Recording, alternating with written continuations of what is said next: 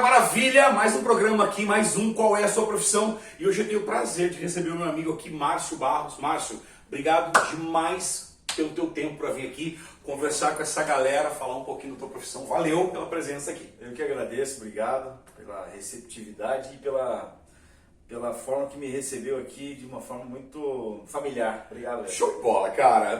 Parceiro, é isso aí. Galera, e como não pode deixar de ser, né? A primeira pergunta vai lá, Márcio, fala aí pra turma, qual é a tua profissão?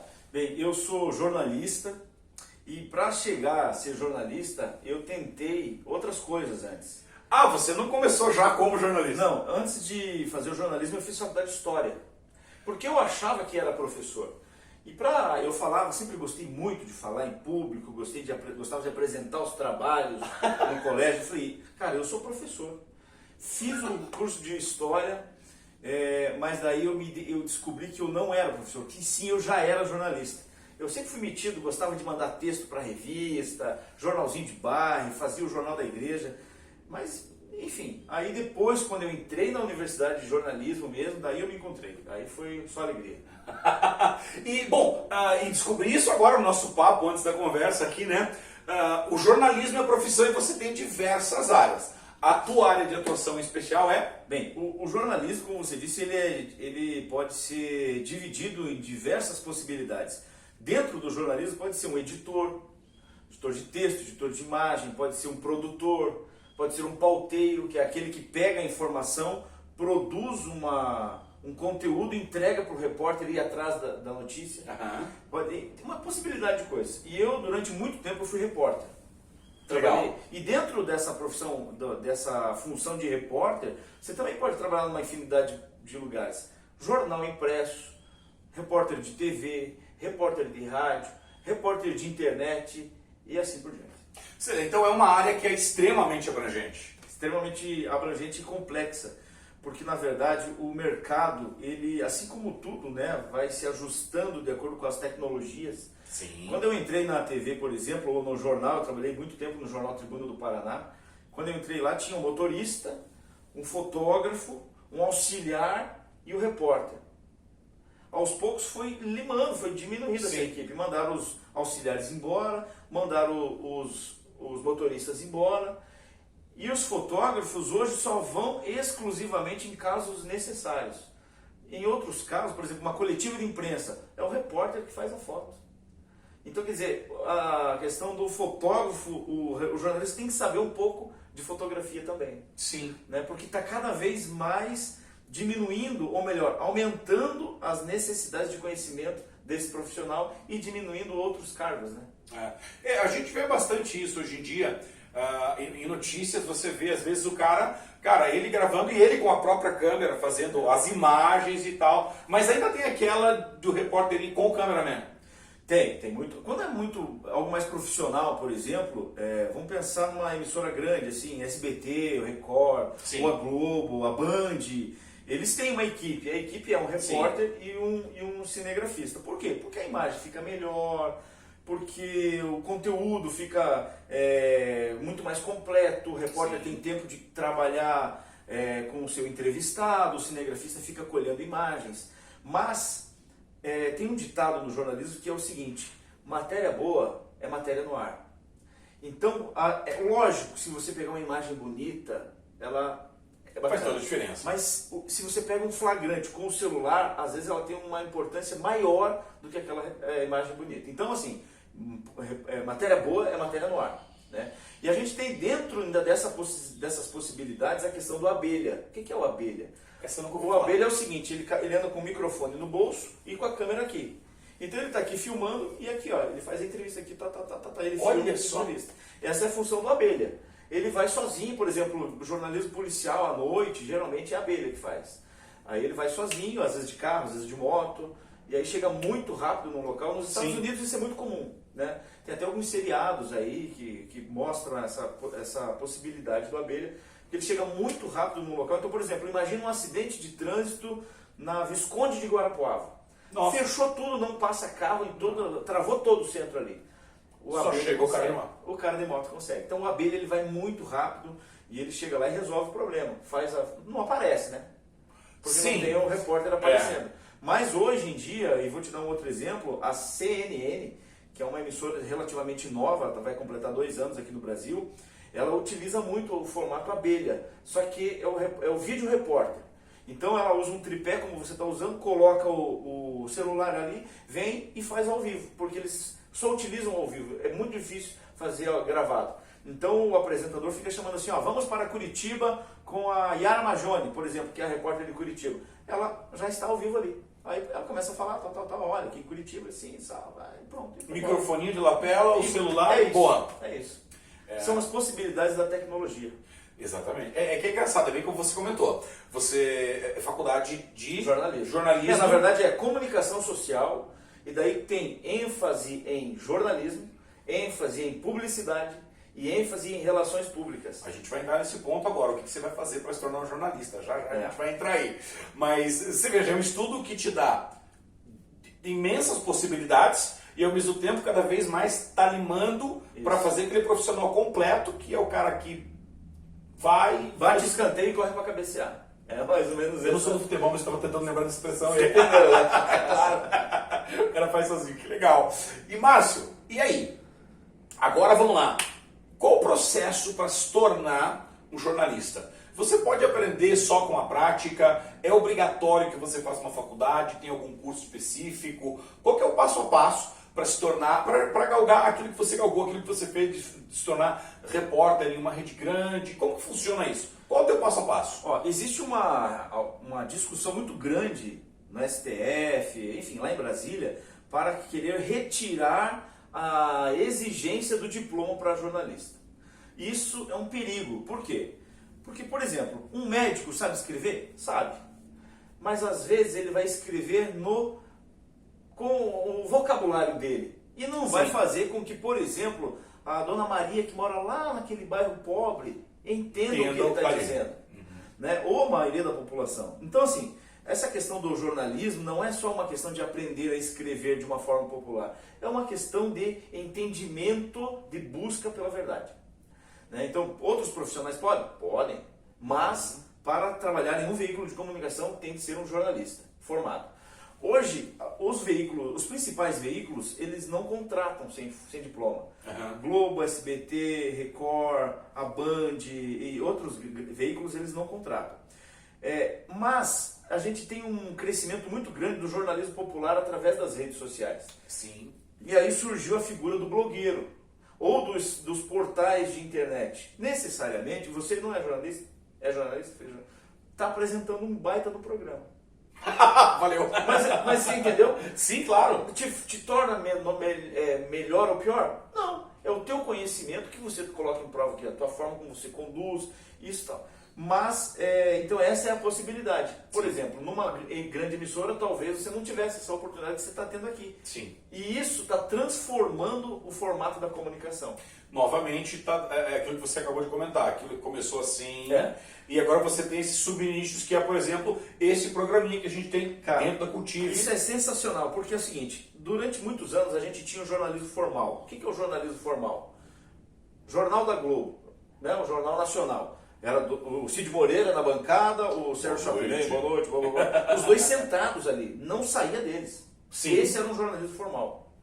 Qual era o jornalismo informal? O Cadeia, o Ratinho, outros que andavam para lá. Borghetti, né? Isso, o Borghetti. Outros que andavam para lá e vem para cá, o Datena, essas coisas assim.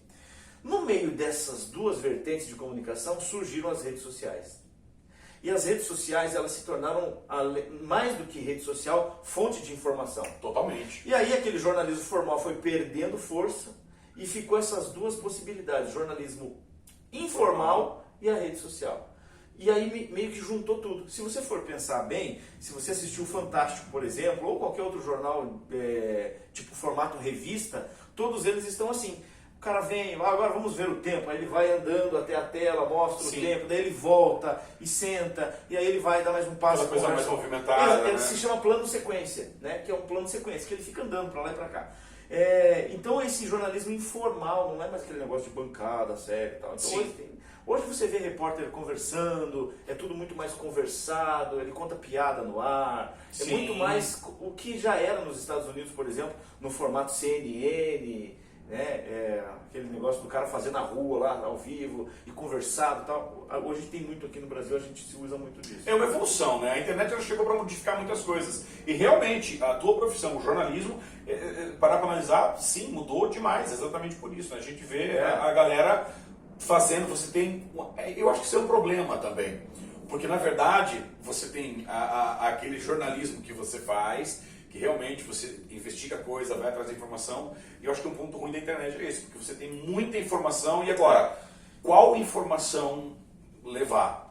Na verdade é assim, ó, o jornalista tem esse papel de não ficar buscando coisas só na internet, mas ir lá, vamos pensar no local. Por exemplo, a minha base sempre foi jornalismo investigativo, ganhei vários prêmios com isso, dei palestra Brasil afora sobre jornalismo investigativo. E veja, olha o poder da internet. Quando eu entrei no jornal no comecinho dos anos 2000, a gente usava um bip.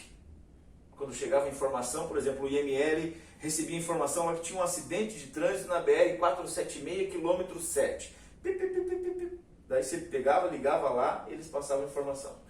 Aí como você chegava até lá? Ou você conhece a rodovia, ou você pega um guia mais. Aí você pega um guia mais, vai ali, quilômetro 7, lá perto, não sei, e vai. Hoje não, você tem tudo no teu celular. Sim. Você tem o GPS, você tem o WhatsApp que você já recebe ali das coisas. Mas aí aquele cara que sofreu um acidente lá, ele perdeu o pai em um acidente em 2008. Como que era o nome do pai dele? Você já acha que a história do pai dele que morreu no acidente. Você entendeu? Então essa questão de pesquisa, nossa, hoje é ilimitado, né? Você consegue, por exemplo, entrevistas, né? Nesse tempo de pandemia, muita entrevista você faz online. Né? Sim. Então, por exemplo, há um tempo atrás, você precisaria, por exemplo, quero entrevistar vamos falar de profissão, eu quero entrevistar o William Bonner, bacana. Ele não precisa vir aqui na tua casa, vamos fazer online. Sim. Né? Manda um link para ele. Então, quer dizer, a internet, na minha profissão, ela foi fundamental e é uma transformação diária. Legal. E toda profissão tem isso, né, Márcio? Tem aquela coisa que você gosta, tem aquela coisa que, poxa, isso realmente me realiza, e sempre tem um ponto ruim. Dentro do jornalismo, conta pra essa galera aí, o que é muito bom no jornalismo e o que é muito ruim no jornalismo, no teu ver. Bem, eu sempre fui fascinado pela transformação da sociedade através da informação. Então, por exemplo, essa galera que está recebendo essa informação aqui agora, eles já têm algo a mais que os que não estão assistindo não têm. Sim. Tem essa informação. Então, cai junto. Exatamente. Então, assim, eu sempre fui fascinado em levar informação e transformar a vida das pessoas. Por exemplo, tem pessoas com autismo, né? Famílias que têm crianças autistas que não sabem dos seus direitos. Então, quando eu faço uma reportagem falando que olha mãe, você tem direito a comprar um carro com desconto. Aquela mulher estava ralando muito para juntar o dinheiro para comprar um carrinho e ela descobre que ela já tem o dinheiro. Por quê? Porque a minha informação levou essa transformação para a vida dela. E outras coisas mais, como a questão da prevenção para doenças, Sim. na questão da proteção animal, é infinito. São infinitas as possibilidades que a gente tem. E essa questão da transformação através da comunicação, isso me fascina. Legal. Me fascina. E tanto que eu segui para o rumo da política por conta disso. Negativo realmente é a falta de reconhecimento. Né? O jornalista ele tem um papel fundamental, é chamado de quarto poder, porque às vezes uma reportagem de determinada pessoa, ela pode colocá-la num patamar muito alto. Sim. Ou derrubá-la. Ou pode derrubar. Então a imprensa tem um poder muito forte e às vezes não é reconhecida. Então, por exemplo, veja, nesse período de pandemia, os mercados fecharam em alguns momentos, as escolas fecharam, né? Mas a imprensa está lá todos os dias. Sim. Se você ligar o jornal, você vai ligar a TV, você vai assistir um jornal, ou seja, tem alguém trabalhando. Quando você vê uma matéria de uma festa clandestina que aconteceu na madrugada, a polícia fez uma blitz. Foi o cara Por que você viu aquelas imagens? Porque tinha um cinegrafista trabalhando. Quando você vê fila no hospital de gente precisando ser atendida, por quê? Porque tinha um repórter trabalhando, tinha um cinegrafista trabalhando. Quando você vê um acidente de trânsito, quando você vê fila de vacina, qualquer coisa que você assista na TV ou que você leia e for realmente com um conteúdo feito de qualidade, né, é porque tem um profissional trabalhando. Então essa falta de reconhecimento, isso me entristece. É complicado. Muitas profissões sofrem com isso realmente, né? Mas, e assim, essa galera aqui, que tá indo agora fazer ENEM, fazer vestibular e tal, ó, pra quem gostou, pra quem tá curtindo, bate-papo aqui com o Márcio, aqui tem as redes sociais dele, você pode entrar em contato, ele vai acompanhar esse vídeo, com certeza, se tiver alguma dúvida, deixa aqui que ele vai te responder. Eu respondo todo mundo. Tá aqui o acesso dele, o Márcio é uma pessoa que eu já tive o prazer de ser entrevistado por ele 2 vezes lá no programa dele, e realmente é um cara que dá um carinho, uma atenção enorme. Então, se tiver alguma dúvida, deixa aqui, procura ele nas redes sociais, que ele com certeza vai falar com você. Márcio, essa turma nova vai muito naquela do quanto ganha? Quanto vale o show? Então, se você me permite, vamos lá. Quanto ganha um jornalista, um repórter? Então, assim, ó, é importante entender que você só vai ganhar como jornalista depois de 4 anos de formado. Nesses 4 anos, o estágio ele é permitido. Só que o salário deve ser uns 800 mil para quem faz estágio. É menor a É uma ajuda de custo. É uma ajuda de custo. Mas é fundamental que se faça o estágio. Sim. Ah, mas por quê? Porque lá no estágio você já vai tendo noções, termos técnicos, você já vai pegando as sacadas, né? A questão do time, né? A questão porque às vezes uma notícia hoje não é notícia amanhã. Então essa questão do é muito rápido. É muito rápido. Essa questão de saber chegar numa fonte, enfim, muitas questões técnicas é fundamental, você só vai aprender fazendo estágio. Mas o piso de jornalista ele fica na faixa de R$3.500. R$3.500. Salário fixo. Básico. É o básico. Só que a gente tem um problema muito sério, que o piso virou teto. Então, assim, ninguém recebe mais do que o piso. Lógico, daí você tem anuência, tem algumas coisas. Então, quer dizer, para um cara que se forma, vamos pensar um jovem aí, o cara entrou na faculdade com 18, se formou com 22, 23 anos, entrou no mercado, investiu, entrou no mercado, está ganhando 3,5 por mês, sensacional. O problema é que daqui 10 anos, ele vai ter 10 anos de experiência e vai estar ganhando quanto? R$3.500. Então, isso chega a ser desleal, né? Porque, sim, na verdade, com cada dia que você está indo naquela empresa, trazendo conteúdo, vestindo uma camisa, e quando eu falo vestindo a camisa, por exemplo, eu fiquei 12 anos no SBT. Foi tempo, hein, cara? É tempo. E fiquei 10 na Tribuna do Paraná. Então, quando eu apareço na TV, ele fala, ó, o cara do SBT. Então, eu sou a cara da emissora. O jornalista ele vira quase que um garoto propaganda daquela emissora. Sim, é um cartão de E a visita. gente a população tem uma visão errada de que o cara aparece na televisão, deve ganhar muito bem. E não é verdade. Então, assim, mas eu queria dizer o seguinte, 2 coisas importantes. Eu tinha um diferencial, e não quero ser arrogante por conta disso. Eu fiz a minha faculdade de jornalismo, mas eu busquei minha especialização. Então, assim, se você ficar só com o jornalismo, você sempre vai ser mais um. Eu, nesse período, nesses últimos 10 anos, eu fiz 2 especializações. Fiz uma em gestão de políticas públicas e cidadania, e fiz uma em gestão de segurança pública e privada.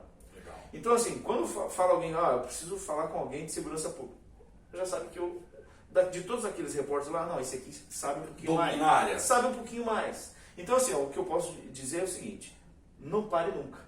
Né? Não pare Como toda a profissão, né, Márcio? É. Uma coisa que a gente sempre bate no programa, que é isso aqui, cara, independentemente do que você optar em fazer, sempre esteja buscando conhecimento. É isso aí. É isso aí. Eu acho que essa busca é o que te motiva, tem que te motivar. Sim. Porque se você ficar estagnado e feliz com o salário ou com aquelas possibilidades que você tem, rapidamente você se decepciona. Legal. Né? Então tem muito jornalista fazendo Uber, tem muito jornalista em outras áreas, trabalhando com marketing, com agência de comunicação, que é uma área do jornalismo também. Sim. Né? Assessor de imprensa e tal. Então tem muitos que deixaram o mercado de trabalho formal no sentido de trabalhar em algum veículo de comunicação para montar sua empresa e fazer assessoria de imprensa, cuidar de redes sociais de outras pessoas, de jogadores de futebol, de famosos, tal, de políticos. De banda. A gente contratou recentemente. Muito bom. Sim, tem um resultado incrível. E é isso aí, é o jornalista, realmente. É um cara que está fazendo um trabalho incrível. É isso aí. E então a gente começa ali nos 800, fazendo esse estágio. Sim. E a gente tem esse teto de 3.800, 3,5, mais ou menos. Mais o benefício. E agora deixa eu, curiosidade agora, Márcio. E quando você vai para uma rede maior, a nível nacional, isso muda muito? Muda muito? Assim, ó, o piso, ele é regional. Ele é estado. Tá. Então, mas não muda muito assim nessa base. Então, quer dizer, Paraná é 3.500, Porto Alegre deve ser uns 3.800, fica nessa faixa. Rio e São Paulo e Brasília, o piso é bem maior. O custo de vida é maior. Qual é o piso lá, você sabe? Eu acho que deve ser uns 6. 6 mil, mais ou menos. É porque assim, ó, tem a convenção local que diz que nós temos que trabalhar hoje 5 horas. Né? Então, por exemplo, eu trabalhava das 6 às 11. Né? Das 6 da manhã às 11 da manhã. Então, beleza, para esse horário, 6 dias por semana, eu ganhava R$3.500. Em São Paulo e no Rio, eles têm horários diferenciados, porque não vale a pena o cara sair lá da Zona Leste, pegar do coletivo, metrô e não sei o que, para trabalhar 5 horas e voltar. Então lá eles têm média de 7, 8 horas. Então o piso é maior. Sim. Entendeu? Então assim, horas trabalhadas dá quase a mesma coisa, mas o custo de vida é diferenciado. Sim, com Brasília certeza. também, né? E assim por diante. Legal. Então a gente está falando de uma profissão que no modo normal você vai conseguir tirar partindo dos 800 como Isso. estágio até uns 6 mil, dependendo do lugar que você estiver no país. Exatamente. Mas aí, quer dizer, se você, você pode ir se qualificando, né? Sim. Porque, veja, os apresentadores lá do SBT, por exemplo, eles começaram como repórter. Se você tem talento e tem a formação, as possibilidades se abrem, elas surgem na sua frente. E isso se chama sorte. Né? Quando você tem... Estar lá disponível para que a Quando sorte... você se prepara para aproveitar quando a oportunidade aparecer. Então, é isso, eu acho que... E agora uma pergunta, Márcio, o que a gente está falando é um piso de repórter, tá? Não do jornalismo em geral. Não, o piso de jornalista, né? Esse é o piso de Tá, jornalista. jornalista em geral. Por exemplo. Seja um cinegrafista. âncora... Ah, tá. Aí é outra história, porque daí esses caras não são contratados, assim, eles ganham, são PJ, né? Fazem contrato. Tá. Daí... Pô, isso é interessante. Quem sabe a gente acha um âncora para vir aqui aí comentar com vocês. mas ele não vai falar o salário. Não, mas essa é a questão. O importante não é a questão, o salário, né? Mas é a questão Mas assim... é muito, viu? Então, muito. essa é a questão, mas está dentro do jornalismo. Dentro do jornalismo, né? Então, você pode chegar... Porque assim, ó, veja, quando a gente fala jornalismo, é importante que aquele apresentador, ele tenha pelo menos noção de ética. Sim. O que é, vou te dar um exemplo de noção de ética, é o seguinte, chega num local de morte, tem um jovem assassinado, a mãe dele sabe quem matou. Aquela mulher, se você entrevistar ela na hora, ela vai falar, quem matou foi o Zezinho. Se essa matéria vai pro ar, no outro dia essa mulher é morta.